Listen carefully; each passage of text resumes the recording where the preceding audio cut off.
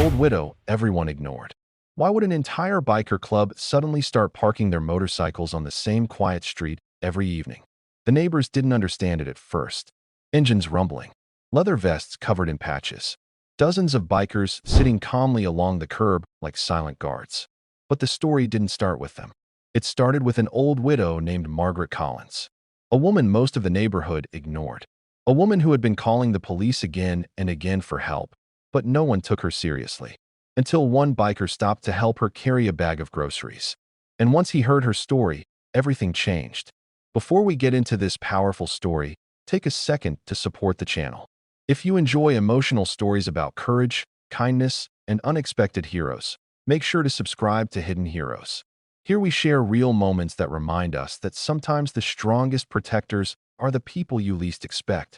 Before we continue, tell us in the comments, where are you watching from today?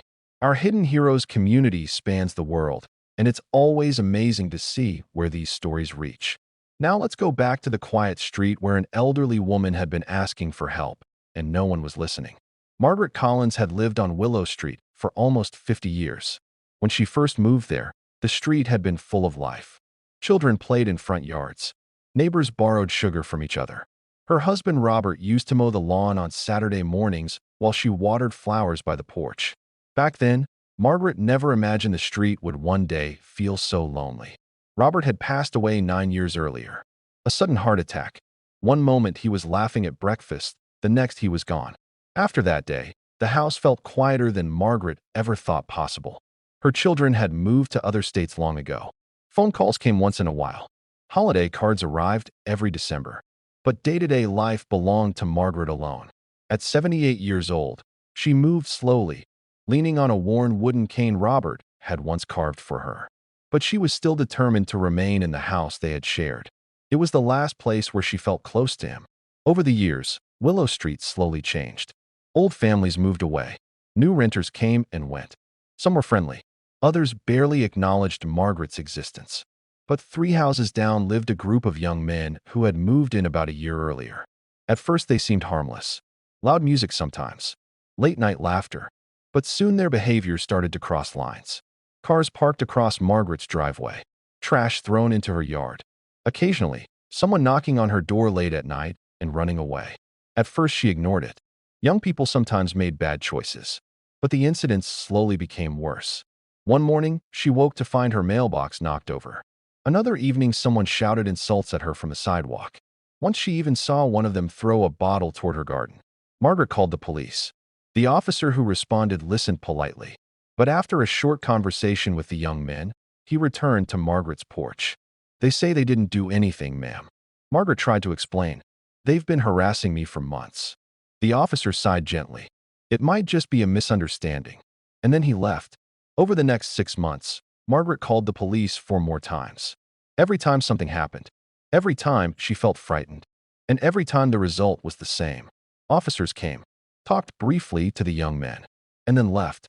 One afternoon, Margaret overheard one of the officers speaking quietly to another near their patrol car.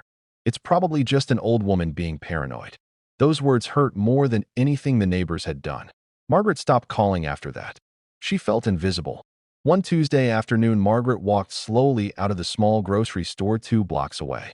The bag in her hand wasn't heavy, but her arthritis made carrying anything painful. She paused halfway down the sidewalk to rest. A motorcycle engine rumbled somewhere nearby, but Margaret barely noticed. Most people didn't notice her either, until one man did. Marcus Walker had been riding through town on his way back from a long trip. He noticed the elderly woman struggling with a grocery bag almost immediately. Her hands trembled slightly. Her cane rested awkwardly against her arm. Marcus pulled his motorcycle to the curb. He removed his helmet and approached carefully. "Ma'am, would you like some help carrying that?" Margaret looked up. Most strangers ignored her. This man looked intimidating at first glance. Tall, leather vest covered with patches. But his voice was gentle. "Oh, I couldn't ask you to do that." Marcus smiled. "You didn't." "I offered." After a moment she nodded. "Thank you." He took the grocery bag easily. "Which way?" "Willow Street." Marcus raised an eyebrow slightly. "Not far then." They walked slowly together. Margaret noticed something unusual. He didn't rush. He matched her pace exactly. For the first time in months, Someone seemed willing to slow down for her. Halfway down the street, Marcus noticed something. Margaret kept glancing toward one particular house. Her shoulders tightened slightly. "You all right?" he asked gently. Margaret hesitated. Then she sighed. "I suppose it's silly." "What is?" "I've been having trouble with some neighbors." Marcus didn't interrupt. He simply listened as Margaret slowly explained everything. The late-night harassment. The broken mailbox. The police who stopped believing her. By the time they reached her porch, Marcus understood something important. Margaret wasn't paranoid. She was scared, and she had been dealing with it completely alone. Marcus set the groceries inside her kitchen. The house looked like time had paused years ago. Old photographs. Handmade curtains. A faint smell of lavender. "You shouldn't have to deal with that alone," Marcus said quietly. Margaret smiled sadly. "Well, that's life when you get old, I suppose." Marcus didn't agree, but he didn't argue either. Instead, he asked one simple question. "Which house?" Margaret pointed quietly down the street. 3 houses away. That evening, Marcus rode to a small roadside diner where several members of his biker chapter were meeting. Hawk, Luis, and a few others sat around a booth. Marcus slid into the seat. "You ever hear about an old woman on Willow Street?" Luis frowned. "The widow?" Marcus nodded. "Yeah." Luis sighed. "I've heard neighbors complaining about some guys down the block messing with her. Anyone doing anything about it?" Luis shook his head. "Not really." Marcus leaned back. "Well, we are." Hawk smiled slowly. "What are you thinking?" Marcus took a sip of coffee. "Tomorrow evening, we take a ride." Margaret was watering the small flower garden in front of her porch when she heard it. A distant rumble. Low, deep, growing louder. Motorcycle engines. At first, she worried the noisy neighbors were starting something again. But then she saw them. One motorcycle turned onto Willow Street. Then another. Then another. 10 in total. They parked quietly along the curb. Marcus stepped off his bike and walked toward her. Margaret blinked in surprise. "You came back." Marcus smiled. "Told you we would."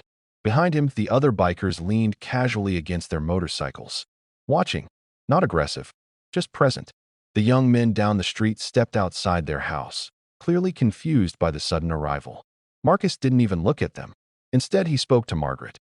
"We figured the neighborhood could use a few extra eyes in the evening." Margaret felt something she hadn't felt in a long time. Safety. That first evening was only the beginning. Because the young men who had been harassing Margaret weren't happy about the bikers showing up. In fact, the very next night, they would try something even worse. But what they didn't realize was this. Once Marcus and his biker chapter decided to protect someone, they never walked away. And the quiet street that had ignored Margaret for years was about to witness something unforgettable. Episode 2 reveals what the neighbors tried to do next, how the biker club responded, and the moment Margaret finally realizes she isn't alone anymore.